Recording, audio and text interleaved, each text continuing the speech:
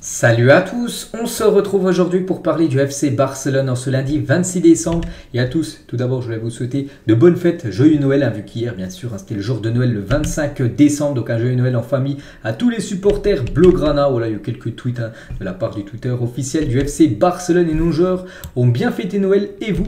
Donc quelques photos des joueurs du FC Barcelone en mode Noël comme Rafinha bien sûr avec sa copine qui attend, enfin ils attendent un enfant les deux. Normalement ça devrait arriver en mai 2023, on a parlé il y a quelques jours. Donc ils ont fêté ensemble Noël avec leur chien. La même chose pour la famille Araujo. Araujo aussi en mode cuistot. Alors de la soirée du réveillon. La même chose pour Frankie de Jong avec Memphis Depay. Busquets également en mode Noël. Lewandowski. Voilà, Lewandowski avec sa femme et ses deux petites filles même. Léo Messi, le légendaire Léo Messi du côté du Barça. Donc lui, il a fêté Noël avec sa famille du côté de l'Argentine. Actuellement, il est toujours en Argentine. Léo Messi ou même Iniesta aussi, ancien joueur du FC Barcelone également. Il a fêté Noël et il a été interviewé. Iniesta, quel est votre souhait pour 2023? Santé pour moi et ma famille après cela pour continuer à profiter du football et pour que le Barça remporte les titres pour lesquels il est en compétition. Voilà, il pense quand même au FC Barcelone. Iniesta, il aimerait que le Barça remporte, pourquoi pas, la Super Coupe d'Espagne, la Ligue Europa ou même la Liga. Toujours avec Andrés Iniesta, l'équipe se porte bien en Liga. J'espère que nous la gagnerons. On verra. Pour l'instant, avant la reprise des matchs, là, le Barça est bien premier de la Liga. Mais maintenant, le plus important, c'est d'être premier fin mai, lors de la 38e et dernière journée du championnat. Toujours avec Andrés Iniesta. Il y a une évolution positive au club depuis que Xavi a pris la relève. Les titres détermineront finalement tout. Mais il y a eu des progrès positifs depuis l'arrivée de Xavi du côté du club en tant que coach, bien évidemment. Toujours avec Andrés Iniesta, j'ai parlé avec Pedri à quelques reprises et je lui ai dit que j'étais là pour lui s'il avait besoin d'aide. C'est un super garçon avec un talent incroyable. S'il continue avec ce désir de travailler et d'être humble, il deviendra un modèle et peut-être tout simplement le digne successeur de lui, d'Andrés Iniesta. Toujours avec Andrés Iniesta, je suis convaincu que Barcelone reviendra à gagner des titres avec Xavi en tant que coach. Mais on espère, le premier là qui pourrait être gagné, c'est dans moins de 2 semaines. C'est la Super Coupe d'Espagne où le Barça jouera contre le Betis Séville en demi-finale avec peut-être une potentielle finale soit contre Valence soit contre le Real Madrid. Et toujours avec Iniesta, je crois que c'est sa dernière déclaration. Il n'était pas nécessaire que Messi gagne la Coupe du Monde pour admettre qu'il est le meilleur joueur quasiment de l'histoire du foot. Avec ou sans cette Coupe du Monde, il est le meilleur. Ceux qui ne l'ont pas admis continueront à chercher de nouvelles excuses maintenant que Léo a gagné la Coupe du Monde. Voilà, il n'y a plus de débat bien sûr. Léo Messi, c'est le meilleur joueur de tous les temps. Et Xavi, les gars, il y a aussi un petit message par rapport à fête de fin d'année, Noël. Donc joyeux Noël et bonne fête aux supporters Blaugrana. J'espère que nous prendrons du plaisir avec le Barça lors du retour de la compétition prochainement. Et c'est vrai que ça arrive très prochainement, là dans une semaine, du retour de la Liga.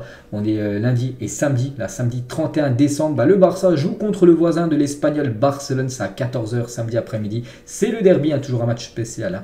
Le derby de Barcelone. Donc voilà, prochain match des Blaugrana. Ensuite, la semaine prochaine, il y aura un déplacement du côté d'Intercity pour les 32 ou 16e, je ne sais plus c'est quel tour, de Coupe du Roi. Ça sera même si c'est une équipe de 3e division, c'est toujours compliqué de jouer contre un petit poussé en plus dans son stade, qui a une capacité de 3000 places, donc ça va être compliqué. Mais bon, voilà, le Barça doit se qualifier. Puis après, il y aura l'Atlético au programme. Puis après, cette super Coupe d'Espagne que j'ai parlé là il y a quelques instants avec comme adversaire l'équipe du Betis. Et pour revenir sur la Liga, donc voilà, le Barça, petit coup d'œil avant les matchs cette semaine. Donc 37 points pour le Barça. Donc il y a le Real Madrid toujours quand même qui a la lutte avec le Barça, 2 points d'écart, parce qu'après le 3e Real Sociedad est très très loin au classement. Du coup voilà, il va falloir prendre les 3 points absolument, surtout que le Real Madrid joue vendredi soir, donc le Barça saura déjà si ils ont une grosse pression ou non, parce que si le Real Madrid s'impose vendredi, le Real repasse devant le Barça, mais le Barça si s'impose samedi, le Barça repassera devant le Real Madrid. Donc voilà, tout est dit bien sûr pour cette Liga. Maintenant il faut qu'elle se joue. La une du journal Sport aujourd'hui, donc en gros on peut voir Lewandowski, c'était hier exactement, donc joyeux Noël aux supporters Blaugrana. On peut voir qu'il fait la une journal Sport et la une du journal Mundo Deportivo. Donc il a fait pas mal de déclarations. Donc il a dit débuter avec une mentalité de champion. En gros sur la une du journal Mundo Deportivo. On va revenir sur pas mal de déclarations de Robert Lewandowski. On veut savoir ce qu'il a dit aux deux journaux catalans. Donc tout d'abord une interdiction de 3 matchs pour ce qui s'est passé, c'est trop. C'est vrai qu'il est encore très marqué par rapport à ce carton rouge qu'il a pris et ces 3 matchs de suspension. N'oubliez pas que le Barça a fait quand même 2 fois appel, 2 fois les appels ont été refusés par par la fédération espagnole, hein, et du coup il jouera les 3 prochains matchs de Liga. Robert Lewandowski, ça c'est un gros coup dur, on le sait, pour le club, hein. Donc rien ne s'est passé avec l'arbitre, m'a juste réservé 2 fois, c'est tout, mais la raison pour laquelle j'ai obtenu 3 matchs n'a rien à voir avec l'arbitre, hein. C'était à voir avec moi et l'entraîneur, c'est tout ce que je peux dire. Bon voilà, il a pris 3 matchs, c'est comme ça, malheureusement.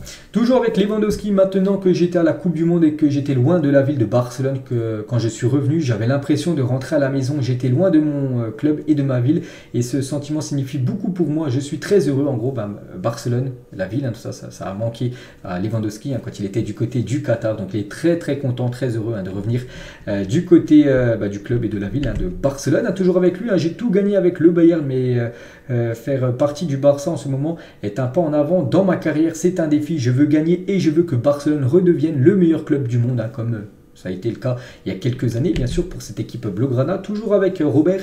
Donc, quand vous entrez dans le Camp Nou, vous ressentez l'adrénaline, cette énergie supplémentaire, c'est époustouflant, avec l'appui du public, hein, quasiment qui fait 12e homme du côté du Camp Nou. Toujours avec Robert Lewandowski. Gagner la Ligue des Champions avec le Barça est un énorme défi. Ça serait un rêve devenu réalité si ça venait être véridique. Donc, ça ne sera pas pour cette année, vu que la Ligue des Champions, c'est déjà fini.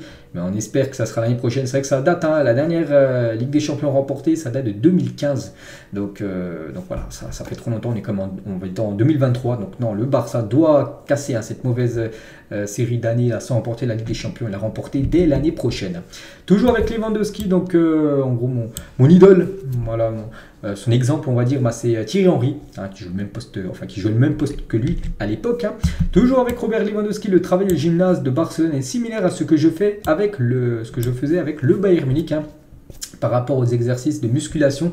Pourtant, on sait que souvent, voilà, je vois pas mal d'infos sur les réseaux sociaux, que les joueurs qui vont du côté du Bayern, ils ressortent complètement musclés, mais il dit qu'en gros, les entraînements de musculation sont les mêmes au Bayern que du côté du FC Barcelone, hein.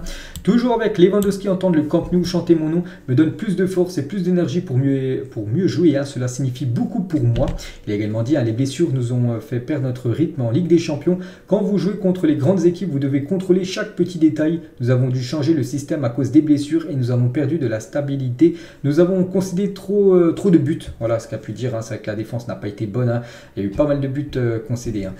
Par exemple, ce 3-3, on se souvient, en Ligue des Champions contre l'Inter au Camp Nou, c'est pas possible de prendre autant de buts, hein. Voilà, quand tu en prends 3, il faut que tu en marques 4 pour gagner le match, et bien sûr là c'est beaucoup plus compliqué, surtout en Champions League. Toujours avec Lewandowski, hein, je resterai à Barcelone tant que je serai en forme et avide de titres, hein. Nous devons avoir la mentalité d'un champion, là, dès la reprise bien sûr, hein, de la Liga.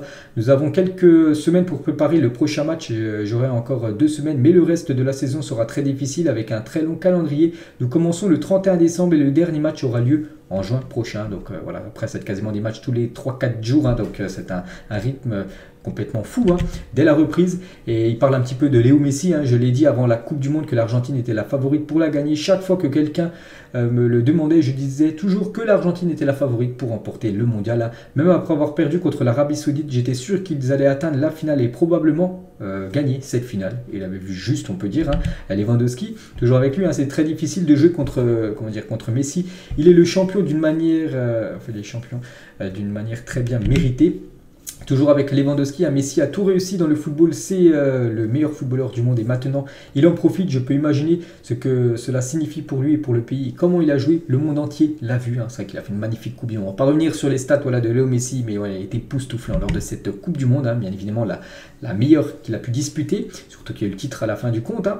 Et toujours avec Lewandowski sur Messi, souvenez-vous quand il y a eu un dialogue entre Lewandowski et Messi, ils sont parlé dans l'oreille, hein. J'aimerais jouer avec Messi, tout d'abord avant de prendre ma retraite, en comparaison avec d'autres temps. C'est maintenant le footballeur avec lequel tout attaquant rêverait de jouer à ses côtés. Il parle aussi du Ballon d'Or, voilà, de Messi qui remportera certainement, hein, Léo. Et maintenant en première position, c'est certain, la Coupe du Monde décide qui va le gagner cette saison. Et Léo est maintenant le grand favori pour remporter, hein, bien sûr, hein, le Ballon d'Or avec une Coupe du Monde. Et vu la Coupe du Monde qu'il a fait, ce sera le grand favori. Puis là on va revenir, voilà, c'était sur ça quand il lui parlait dans l'oreille.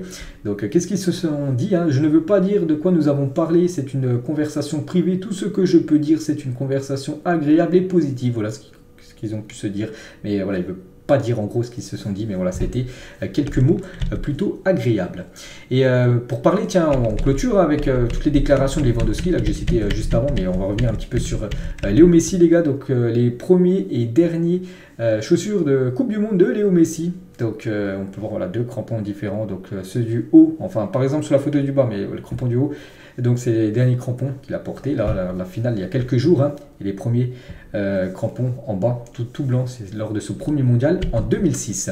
Et toujours avec Messi, mais cette fois-ci du côté du Barça, les stats complètement dingues de Léo Messi lors de la saison 2011-2012, hein, 60 matchs, 73 buts et 32 passes décisives, hein, je ne sais pas si vous vous rendez compte, c'est complètement fou des stats comme ça. Il a atteint ensuite le fameux cap des 91 buts sur l'année civile 2012, un record. Hein. Incroyable, c'était peut-être la version Messi Prime hein, de sa carrière. Il avait tout raflé lors de cette année-là et bien sûr le Ballon d'Or. Les stats incroyables aussi du grand copain de Léo Messi, Luis Suarez avec le Barça, plus de 283 matchs, hein, 195 buts et 113 passes décisives là aussi. Hein, c'est des stats complètement de fou furieux, ouais, les stats de Luis Suarez hein, lors de son parcours hein, du côté du club. Hein, et Messi, Suarez et Neymar qui composaient la MSN avant, c'était le feu hein, quand il y avait aussi en face hein, la BBC du côté du Real Madrid hein, lors des Classicos bien sûr à l'époque. Toujours avec le Barça, on peut voir le top 10 des meilleurs buteurs des gros championnats sur cette année 2022. Et on peut voir Lewandowski, hein, l'attaquant du FC Barcelone, deuxième avec 38 buts inscrits. Il y a juste Mbappé qui a marqué plus de buts hein, que Lewandowski. Hein, donc voilà, félicitations bien sûr à l'attaquant polonais. Et concernant cette fois-ci les plus grosses valeurs marchandes, on peut voir 2 Blaugrana. On peut voir Pedri, classé 6e, qui coûterait actuellement 100 millions d'euros. Pedri et Gavi. La 10e position, il coûte actuellement 90 millions d'euros. Gavi, hein, donc voilà, les 2 pépites, hein, Pedri et Gavi, coûtent très cher, quasiment 190 millions d'euros à eux deux.